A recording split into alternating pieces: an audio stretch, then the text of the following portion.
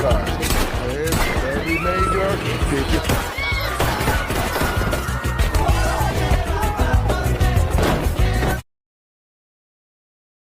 Hai guys, bagaimana kabarnya? Semoga selalu baik-baik aja ya. Dan yang pasti selalu dilimpahkan rezeki yang banyak. Amin. Oke, di video kali ini kita akan mereview atau membahas film yang berdasarkan dari kisah nyata yang berjudul Pablo Escobar, yang menceritakan seorang bandar narkoba terbesar dan paling kaya di dunia yang tinggal di Kolombia. Dan tercatat penghasilannya adalah 7 miliar per hari. Waduh, bayangin aja dulu ya. Dan menurut statistik resmi, sebesar 80% peredaran narkoba di Amerika Serikat adalah Pablo Escobar Gaviria lah yang bertanggung jawab akan hal itu. Bisa kebayang dong betapa hebatnya seorang Pablo ini, hingga bisa menguasai pasar di negara paling berkuasa di dunia ini. Apalagi ini adalah pasar gelap, di mana para mafia berkumpul, bisa dibilang dia ini adalah rajanya para mafia. Dan fakta mengejutkan lainnya adalah Pablo Escobar, seorang bandar narkoba terbesar di dunia, tidak pernah memakai narkoba sedikit pun. Oke, kalian pasti penasaran kan dengan filmnya?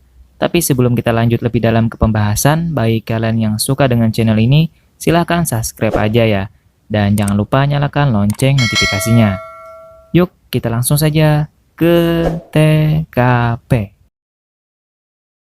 Cerita film ini dimulai dengan diperlihatkannya adegan beberapa orang yang sedang mengendarai motor bebek. Dan film ini berlatarkan pada tahun 1981, tepatnya di Nevals, Kolombia. Dan kita akan diperkenalkan pada Pablo Escobar. Sedikit informasi tentang Pablo, dia adalah pria yang ambisius dan akan melakukan apa saja agar keinginannya tercapai. Namun dia sangat mencintai keluarganya. Dan seperti layaknya laki-laki sejati, ia hanya mencintai satu wanita. Namun selalu tergoda dengan wanita-wanita cantik lainnya. Kemudian Pablo sedang menyiapkan pesta dan mengundang banyak orang terkenal di pestanya. Salah satunya adalah Virginia, seorang pembawa berita terkenal di Kolombia. Sebelumnya, dia sempat menyuruh salah satu anggotanya untuk menghapus dokumen pemerintah tentang keterlibatannya pada kematian 2 anggota polisi. Dan anggota Pablo pun berangkat dengan membawa $30.000.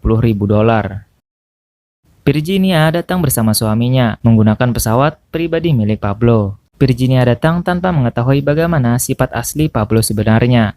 Hingga saat pesta dimulai, akhirnya ia bertemu langsung dengan Pablo. Pablo menjelaskan bahwa pesta ini untuk merayakan pembangunan 2.000 unit rumah layak huni untuk masyarakat yang tinggal di wilayah kumuh.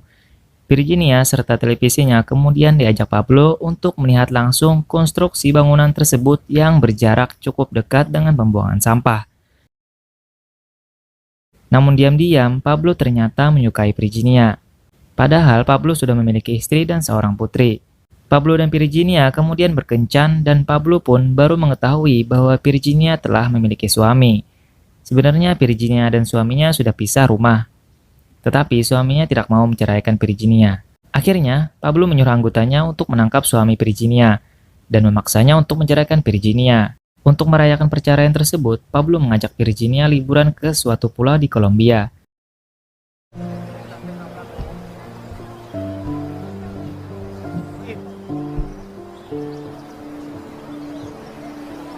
Tepat pada saat itu juga sedang diadakan rapat para gerbong narkoba dari kartel Medellin dan kartel Cali untuk saling bekerja sama dan membagi wilayah penyebaran narkoba mereka. Kartel Medellin di Florida dan kartel Cali di New York.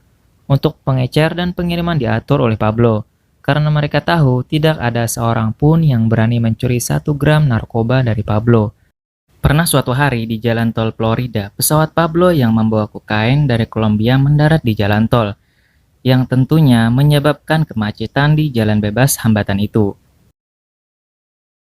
Rápido, echate para atrás, hombre.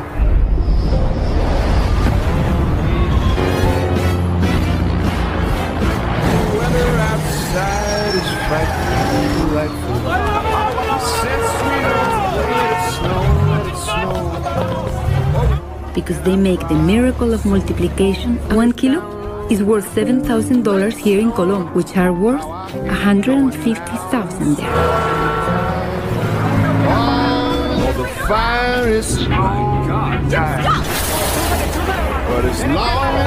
Amerika Serikat menjadi incaran Pablo karena di sana 1 kilogram kokain dihargai $150.000 dan Pablo membawa ribuan kilo ke sana.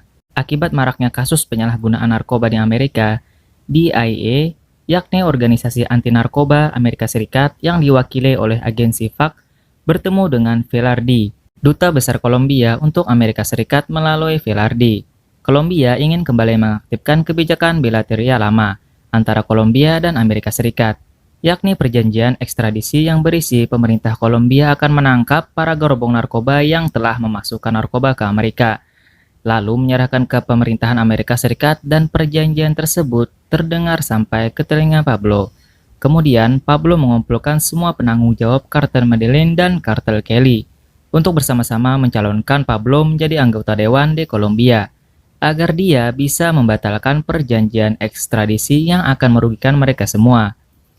Dan untuk memperlancar usaha tersebut, Pablo bersama rekan-rekan bersedia membiayai kampanye 2 calon presiden Kolombia sehingga siapapun yang menang tidak akan ada masalah bagi Pablo. Dan benar saja, Pablo terpilih menjadi anggota dewan di wilayah Medellin. Saat kongres pertamanya, ia dilarang masuk ke ruang rapat karena tidak mengenakan dasi. No resort, but a tie is required to enter a chamber.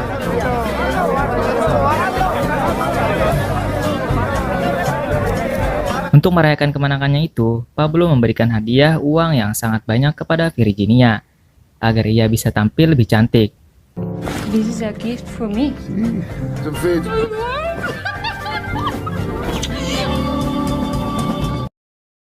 Di suatu hotel, Virginia bertemu dengan agensi FAC. Agensi FAC bertanya tentang Pablo kepada Virginia, tetapi Virginia tidak mau mengatakannya. Selang beberapa hari, Kongres mengadakan rapat khusus untuk membahas pencabutan keanggotaan Pablo sebagai anggota dewan yang diprakarsai oleh Menteri Kehakiman Rodrigo Lara Boneta. Menteri Rodrigo tidak setuju Pablo menjadi dewan karena bisnis narkoba yang dimiliki oleh Pablo. Namun Pablo membantah tuduhan itu dan mengatakan bahwa kekayaan yang dia miliki berasal dari kerja kerasnya sendiri. Pablo bahkan membalik menantang Rodrigo untuk menunjukkan bukti kuat jika ia memang gembong pengedar narkoba. Deserve your position. You should resign. It's linked to drug trafficking. That's why I'm giving your honor. You are the one who should explain the origin of. I will bring proof to this. Solid proof. Where? Di sisi lain, istrinya Pablo, yakni Victoria, ingin Pablo menyerah saja dan tidak usah ikut berurusan lagi dengan dewan, karena Victoria tidak ingin bayi yang sedang dikandungnya nanti menderita. Tetapi Pablo tidak mau mendengarkannya. Tiba-tiba seseorang menelepon Pablo dan mengatakan bahwa koran memuat berita tentang perbuatan jahat masa lalu Pablo. Salah satunya tentang pembunuhan 2 agensi polisi. Pablo akan membayar $500.000 untuk setiap orang yang berhasil menghentikan peredaran koran itu. Tapi upaya itu tidak cukup berhasil karena masyarakat kini sudah tahu perbuatan masa lalu Pablo. Rupanya anggota Pablo yang sebelumnya ia suruh untuk menghapus dokumen tentang keterlibatan Pablo pada pembunuhan 2 agensi polisi itu menghabiskan uang pemberian Pablo untuk mabuk-mabukan dan untuk wanita. Akhirnya anggota itu ditangkap dan dibunuh dengan cara diikat bersama seekor anjing. Dan anjing tersebut akan menggigitnya sampai mati.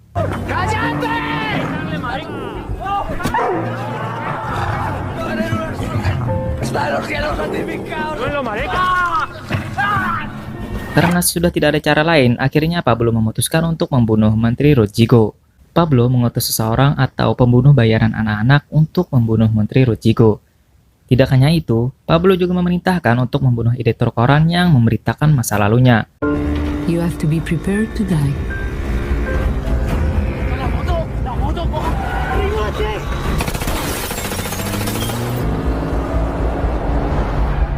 Get killed.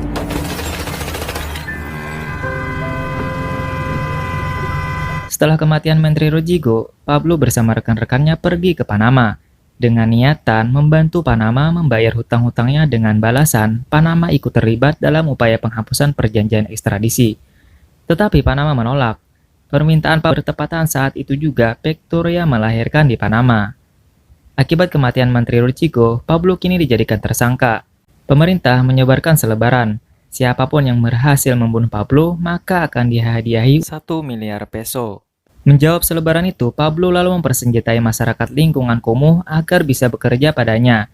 Pablo menghadiahi $2.000 untuk setiap polisi yang dibunuh, $5.000 untuk sersan letnan dihargai $10.000, dan mayor sebesar $50.000.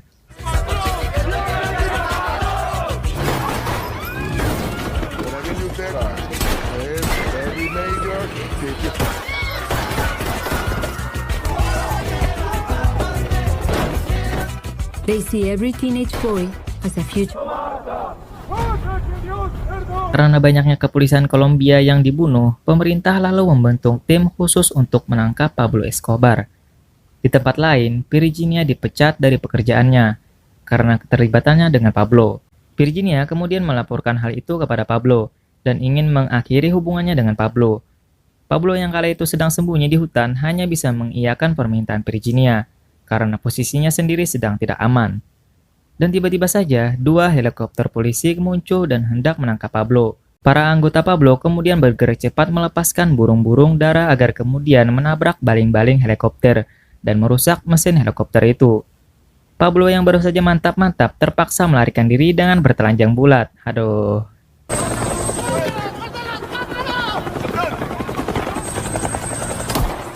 Keadaan Pablo kini benar-benar terpojok sekarang. Kunci kepala keuangan kartel Medellín tewas setelah tertembak di tempat oleh polisi.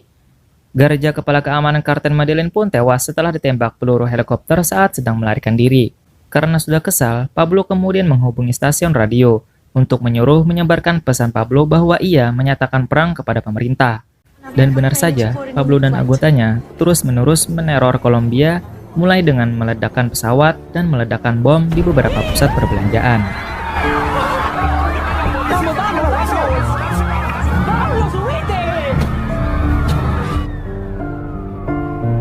Entah mungkin karena melihat kerusakan yang ditimbulkan sendiri atau mungkin hatinya tergugah, Pablo kemudian menyerahkan dirinya dengan balasan pemerintah membatalkan perjanjian ekstradisi.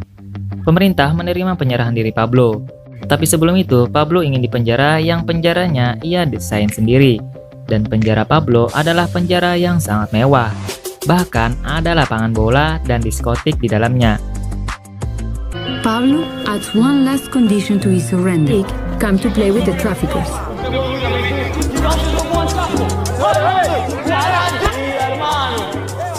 And the match isn't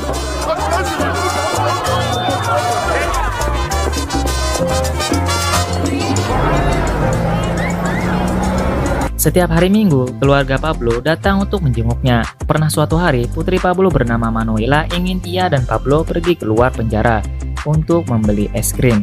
Pablo mengiyakan permintaan Manuela dan mengancam setiap penjaga untuk memperbolehkan keluar dari penjara sebentar.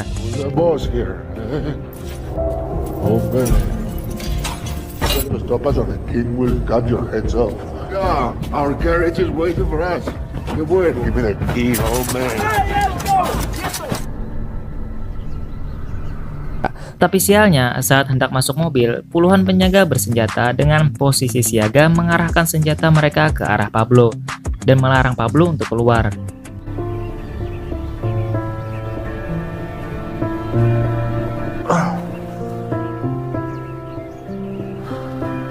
I forgot to tell you, my princess, that bring the best ice cream, strawberry ice cream. Pablo dan anaknya akhirnya batal membeli es krim. Beberapa hari kemudian, Virginia datang ke penjara Pablo dan ingin Pablo mengumumkan bahwa ia dan Virginia sudah tidak ada apa-apa lagi. Dikarenakan Virginia sudah lelah terus-terusan diteror oleh orang-orang yang membenci Pablo. Dan juga, Virginia ingin Pablo memberikannya $80.000 agar Virginia bisa pergi ke Eropa dan memulai hidup yang baru di sana. Pablo tidak bisa mengabulkannya karena ia tidak mempunyai uang sebanyak itu. Dan ia ingin Virginia tetap berada di Kolombia untuk menuliskan biografi tentang dirinya. Setelah bertemu dengan Virginia, kini Pablo bertemu dengan penanggung jawab kartel Medellín yang membawakan uang sebanyak $50.000 kepada Pablo. Pablo tidak suka karena seharusnya mereka memberikannya $250.000. Pablo yang marah karena merasa sudah tertipu, lalu menyuruh anggotanya membunuh penanggung jawab mesin.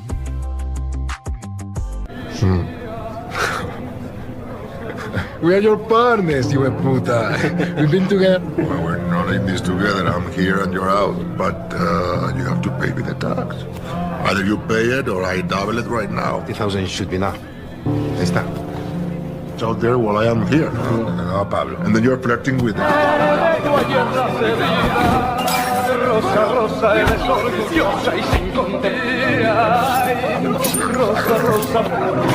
No, don't complain. Don't complain.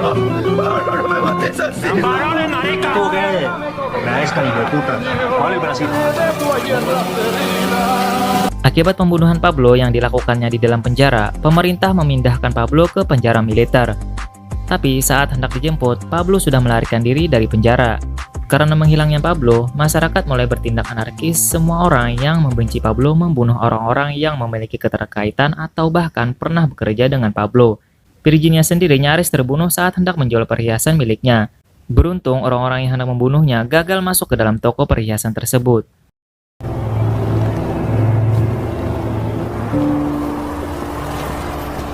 Good morning. These belong to European royalty. If you give me a good price, I bring you more. Let me have a look. Call the police. Call the police. Please. Call it. It's already. No. What?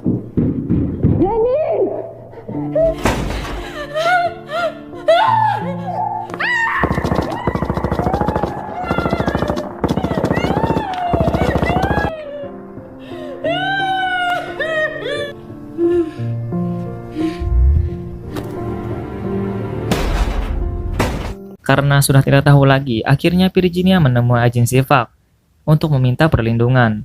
Dengan begitu, Virginia akan membongkar semua hal yang ia tahu tentang Pablo.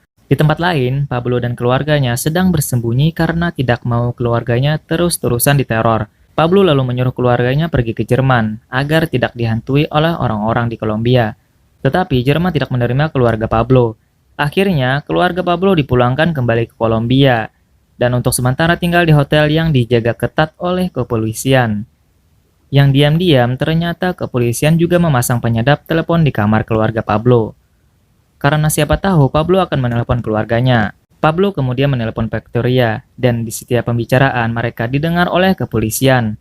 Pablo pun tersadar bahwa sebenarnya pembicaraannya disadap dan akan mengancam akan membunuh setiap polisi yang mendengar percakapannya. Tidak cukup sampai di situ, polisi yang mendengar percakapan Pablo kemudian mengetahui bahwa Pablo bersembunyi di Los Olivos. Kemudian tentara bergerak ke Los Olivos untuk menangkap Pablo. Daddy? Ay, Manuela. Mommy says I can't be in the show. I'm getting a signal. Los Olivos 80th and 90th. Your dress ready? It's so shiny, Daddy. It's going to be much, much better. More you will see. Will you come and see me? Yes, I will. Of course. Will they let you? Yes, I am the king.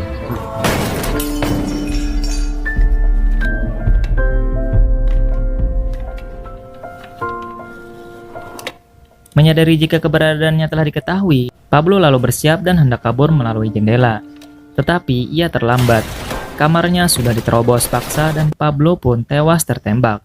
Pablo Escobar Gaviria tewas tertembak di Kolombia pada tanggal 2 Desember 1993. Dan film pun berakhir. Tamat. Bagaimana menurut kalian guys? Keren kan? Menurut aku sih keren banget sih sumpah. Pesan-pesannya dapat kita ambil kalau kalian ingin cepat kaya dengan cara instan, kalian ya bisa jual narkoba. Tapi ya resikonya kalian bakalan diburu oleh polisi, diburu oleh masyarakat, selalu dibenci oleh negara.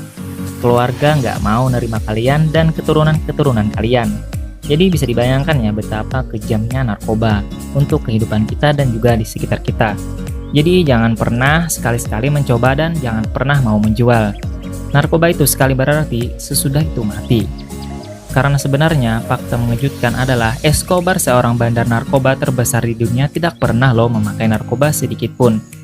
Saya Kardun, sampai bertemu lagi di next video. Dadah!